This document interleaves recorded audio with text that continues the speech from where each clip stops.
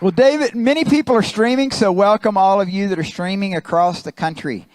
David Barton is the founder and president of Wall Builders, a national pro-family organization that presents America's forgotten history and heroes with an emphasis on our moral, religious, and constitutional heritage.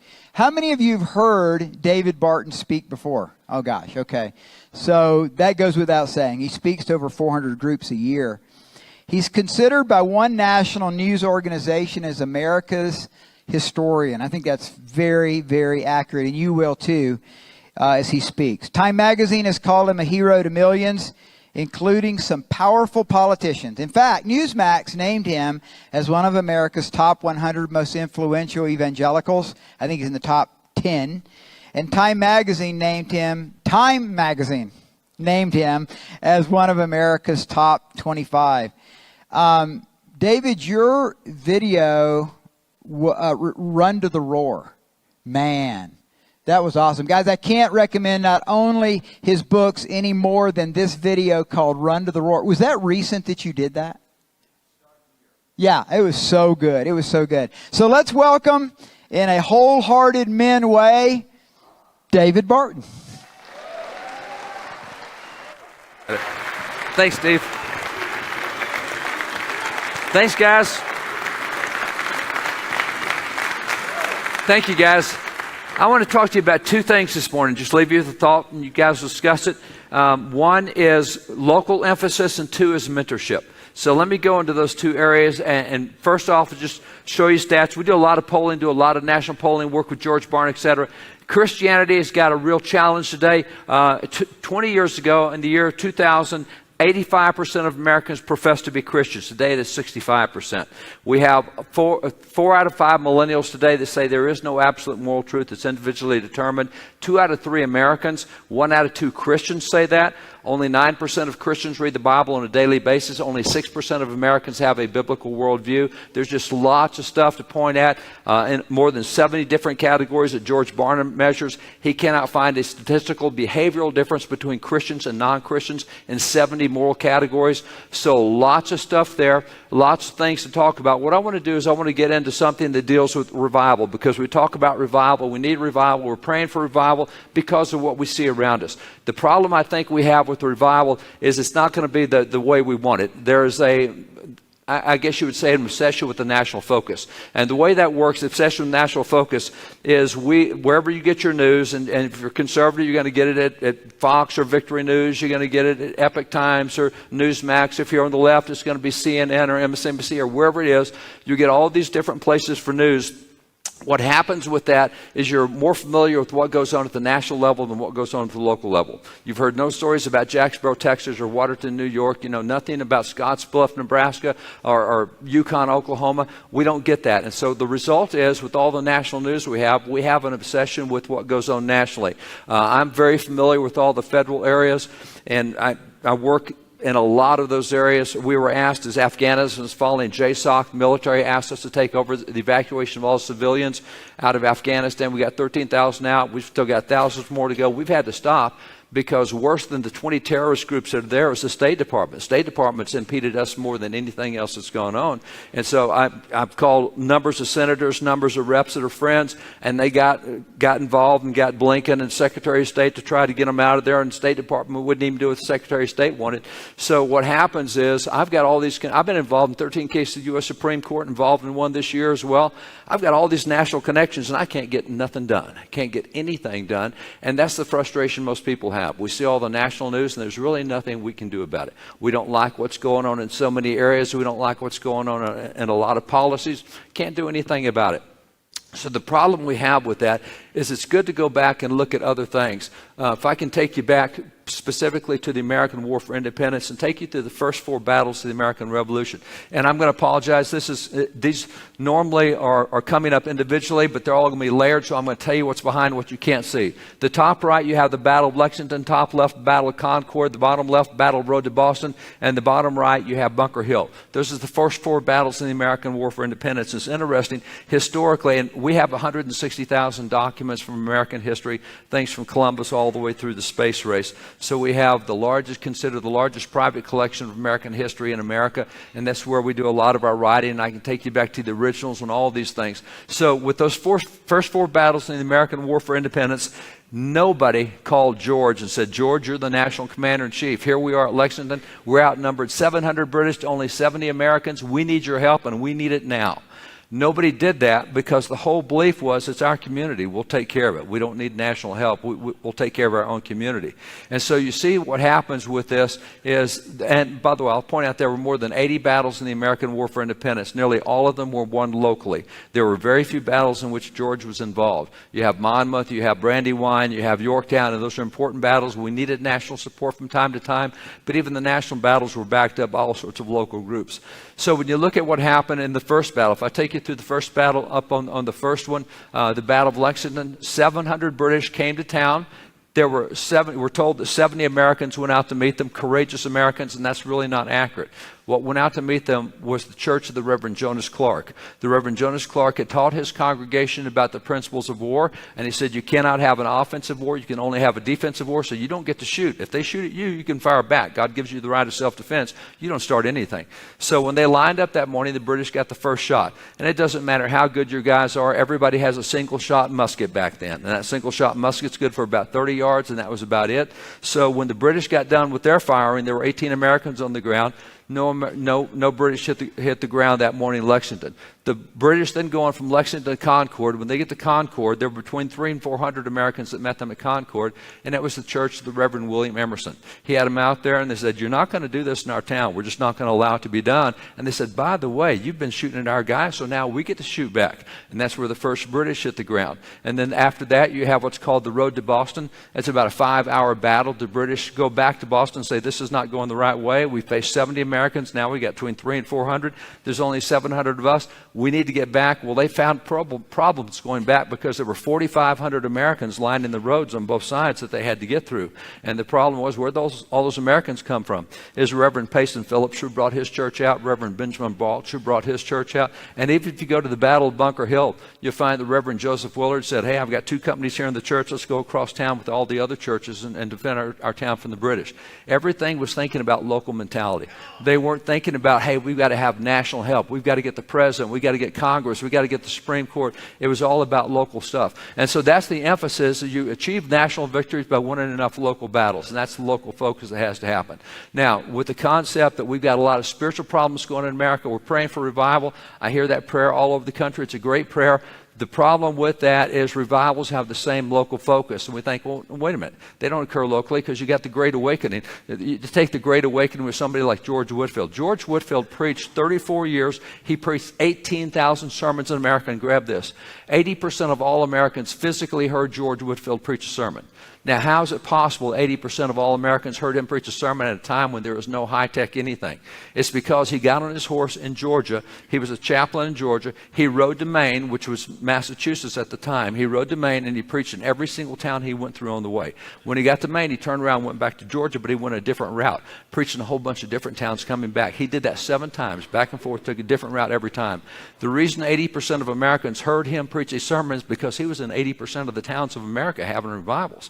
And so as he had revivals, there were all these local revivals breaking out everywhere. And so that's why we don't talk about these guys at the bottom. Samuel Cooper. After the revival broke out in Boston, Reverend Samuel Cooper is the one who kept it going for the next 20 years. After the revivals broke out in Philadelphia, it was Gilbert Tennant who kept it going locally there the next 20 years. You have the same thing with Samuel Davies. After the revivals broke out in Virginia, he's the guy in the Western Valleys that kept the revivals going all that period of time. So revivals, even national revivals, are really a bunch of local revivals that get put together. It looks like a national revival. So what people are praying for national revival, probably not going to get that prayer answered the way we think. What we do, we focus on having local revivals. And if every community focuses on having a local revival, just like winning the American War for Independence, you'll have a national revival because it happens in so many places. And so that's the same model as local stuff. And now this also occurs when you take it even into the political world. Because if you're going to be a voter in America, there's only 2 constitutional requirements. You have to be a legal citizen and you have to be 18 years old. If you can do that, 100 people who are 18 years old who are legal citizens can vote. We do ask you to register register to vote so that you don't vote 7 times or somebody doesn't vote 7 times for you? Right now, only 65.3% of Americans are registered to vote. 110 million Americans have said, I don't care what happens to the country, I refuse to have any voice in it. So at this point, we have 1/3 of Americans completely checked out of the process. They don't care what happens to America, apparently. And it's interesting when you look at it, there's 2 types of elections in America. First type of election is what we call a presidential election.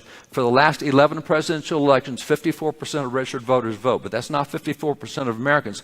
That's 54% of 65%, which means actually 36% of adult Americans vote for president of the United States. It takes half that to win, so 18% of Americans is what wins the presidential race. When you look at off-year elections, the last 21 off-year elections, which is what we're going to have this November, so when we choose our governors and our senators and our reps and et cetera, the last 21 elections, 38% of registered votes, but that's 38% of 65%, which means only 26% of Americans vote for our governors and reps and senators, and it takes half of that to win, which is 13%. So essentially, what you're looking at is 1 out of 5 Americans chooses the president for the last 11 presidential elections, and it's 1 out of 8 Americans that chooses our governors, senators, and reps. That's pathetic. That's really low. But see, this is where you turn a nation around. You start doing it at local levels, and you get those numbers up at local levels. That's what you start doing to win a nation. Now, let me take you to what I'm going to emphasize this morning, and that's local. Local elections usually turn out about 6%, but that's 6% of 65%, which means about 4% actually turn out. It takes half of that to win, and that's 2%. Let me give you an example. Take you to Los Angeles. Los Angeles, the city of Los Angeles is larger than 23 individual states. So the population of Los Angeles, 23 states have a smaller population than Los Angeles. Eric Garcetti is the mayor of Los Angeles, very hostile to faith. He's tried to shut churches down and going after church. He brags that he was elected with 2.9% of the vote. So 2.9, that's like being a governor in 23 states, and you got 2.9% of the vote. If you go to Houston and my state of Texas, Anise Parker was elected mayor in Houston with 4.9% of the registered vote, which is 3.3% of the actual vote. Now, interesting thing about Anise Parker, and by the way, Houston is the 5th largest city in the nation. It's larger than 20 states. So her being mayor is like being governor in 20 states. When she got in, she passed what was called HERO. You can't see it, but it's on the right. HERO stands for Houston Equal Rights Ordinance. The top 200 cities in America have passed equal rights ordinance or human rights ordinances, human rights amendments, and it says, among other things, hey, if you say that marriage between a man and a woman, that's a hate crime. And she was the first openly lesbian mayor elected in Houston. She said, when you guys say that marriage between a man and a woman, you're attacking me personally. No. Anise, we were saying this long before you were elected. This goes back 5,800 years to what God said in the garden. No, it's a hate crime. You're coming after me. So what she did was, once she got that bill passed, she went after pastors in the city of Houston and said, I know a bunch of pastors who have said marriage between a man and a woman. We're going after them. By the way, they'd already done this in San Antonio. In San Antonio, if you say marriage between a man and a woman, it is a Class C misdemeanor. It is a $500 a day fine. If you're ever recorded or ever having social media said that marriage between a man and a woman, you're never allowed to run for any office in San Antonio, and you can't do any business with the city. You can't be a paving contractor. You can't be a landscaper, etc. So 200 cities have these provisions, these ordinances. So what happened with Anise Parker, she started going after these churches. She subpoenaed every record from 5 different pastors, said, I want to see your emails. I want to see all your texts. I want to see all your written messages. I want to see all the recordings of your sermons. And if you said that, you're going down. Well, that's not what the city of Houston elected her to do. And so Mark and I got involved in the city of Houston. We got 4,500 churches involved in Houston, got it put on a ballot referendum in Houston, and said, let's vote on it and see if the city feels this way. What happened was the day before the election, it's either Houston Post or Houston Chronicle, I don't remember which, one of them came out and said, well, we polled the voters and we're going to lose. She's going to win 60-40 margin. We're going to get crushed. As it turned out, the next day of the election, we whipped her by 22 points. It was 61-39. She lost big time. Now, the reason is we had a 14% turnout. Now, may I point out 14% is absolutely pathetic? Yeah, but it's usually 3%. So we're 5 times higher than it was, and just simply having churches turn out that margin, it was a landslide victory. It was not even close when churches got involved and turned out. Give you another example in Fort Worth, Texas, the Fort Worth Independent School District. They're the ones that 6 years ago said, we don't think there's genders. And so here in Fort Worth Independent School District, and this is the 13th largest city in the nation, this is my backyard, they said, we're not going to have separate bathrooms anymore, or separate locker rooms, or separate showers. Kids can choose whatever they want. It's up to them. Well, this got picked up by Secretary of Education Arne Duncan under President Obama. Said, that's a great idea. And he said, the national policy is any school that gets federal funds, you cannot do genders anymore. And so 97% of public schools in America get federal funds. And so that was a policy. You can't do genders anymore at that. Now, this is particularly disturbing for me because if you know anything about Fort Worth, Texas, the nickname of Fort Worth, Texas is Cowtown, USA. I'm a cowboy. I've got a ranch in Texas, all the stuff that goes with it. And you don't have to be a cowboy, but I guarantee you, any one of you that wants to walk behind that herd, you can tell which are the bulls, which are the cows, and which are the steers. It's really easy to tell. And we have no trouble telling gender. And I'll tell you, we've never seen a bull become a cow or a cow become a bull. It's never happened. I mean, this doesn't even make sense. And now this is the national policy that we're not going to have any genders, and it came out of Cowtown, USA. See, in Fort Worth, there are 800,000 voters. I went to the district of the president of the school board who introduced this crazy policy. He was elected with less than 1,200 votes. He was elected with 1,182 votes. So I looked in his district and found a church, an evangelical church, Bible-believing church in his district with more than 3,000 adults in there. That one church could have kept him from being on the school board, which has saved the whole United States from all the gender confusion we've had for the last 6 years. Came out of a local area. Two more quick examples. If I take you to Bentonville, Arkansas, Bentonville, Arkansas is the hometown of Walmart. There's 40,000 people in Bentonville, Arkansas, and there was a Christian lady in Bentonville who said, you ain't doing this in my town. I'm running for school board. And she ran for school board, and she got elected. Now, it's interesting that in that town of 40,000 people, a total of 35 votes were cast for school board. She got the majority of the 35. 35, let me give you the next one. Right, no, you can't see it. Riceville, Iowa, right there, Riceville, Iowa, up top. Farmer there said, you sure ain't doing this in our town. And so he ran for school board, and it turned out on election day he got busy and didn't get to vote that day. And don't think he lost by one vote, because that's not what happened. What happened is not a single person voted in the school board election. Had he voted for himself, he would be on the school board simply by voting for himself. See, that's local elections, and this is where we're the least involved, and this is where you can make the most differences. So the challenge is local stuff. Let me give you one other thought about mentoring. If you look back to these guys here, I mentioned the Reverend Samuel Davies. It's interesting, when Samuel Davies was keeping that revival going in Virginia, there was a kid in his church who was growing up. That kid was Patrick Henry. Patrick Henry said, I learned all my oratorical skills from the Reverend Samuel Davies, who's considered the greatest pulpit preacher in American history. So you have literally this revival going on, but they took time to mentor this kid who shaped America, who changed the course of the nation.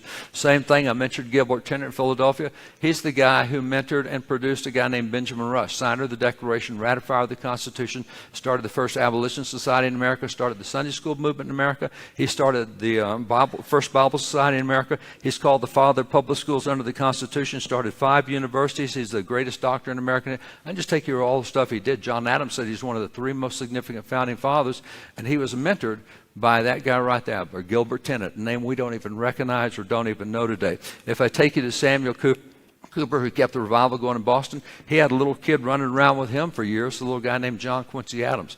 John Quincy Adams is significant from the standpoint that all of these guys were looking at younger people that they wanted to mentor, and they spent time with each of them individually.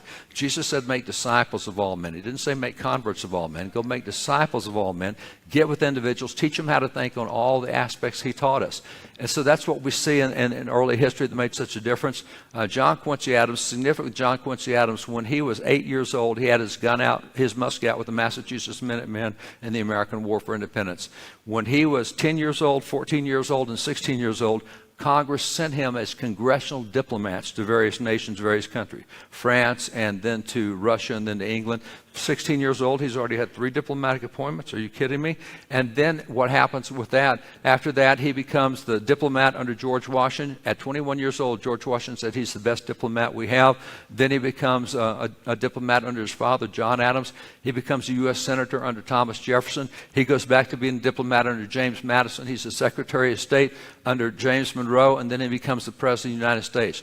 After he finishes his term as president, 6th president, he then goes into the House of Representatives, where he serves the next 17 years. He went into the House of Representatives hating slavery. His nickname was the Hellhound of Abolition. He absolutely hated slavery. And as he was in there, he's one of the most famous individuals in the United States. He's the only man to go from being president to being a member of Congress. And there, while he's fighting in all those fighting slavery. It's interesting, he was on the losing side. He said 80% of the House at that time supported slavery. So he was losing all these battles, and yet he took the time to mentor individuals. And there was an individual he mentored in his last term, a significant guy. John Quincy Adams actually died in the House of Representatives. He died on the floor of the House in 1848. And so this guy he had been mentoring ends up being one of the official pallbearers at his funeral. Just a real young guy. They take the body back from Washington, D.C., back to Quincy, Mass. Hundreds of thousands of people line the tracks all along the way, millions of people by the time he gets home. And this guy's inspired, and so he wants to do what John Quincy Adams did. So he picked up all the anti-slavery stuff John Quincy Adams was doing, but then he didn't get reelected next term, so he was just in one term. And it's interesting that the guy that John Quincy Adams mentored that time was a guy named Abraham Lincoln. And Abraham Lincoln goes on to finish what John Quincy Adams never got done. John Quincy Adams had taught him there's a 3-step plan to end slavery, and when Lincoln became president of the United States, that's exactly what he did. He became president, he did the Emancipation Proclamation, went all the way through, finally got slavery abolished. But it's significant that he was mentored by a man who was mentored by a pastor who goes back to the grave. You go from George Whitefield to Samuel Cooper to John Quincy Adams to Abraham Lincoln. The mentoring aspect. So those are the 2 thoughts I'll leave you with. Look at local stuff first. Turn off the national news if you need to. Don't be uninformed, but don't get focused on national stuff. Get focused on local stuff, and then find someone around you to pour yourself into. That will make a huge difference. God bless you guys. Thanks for letting me share.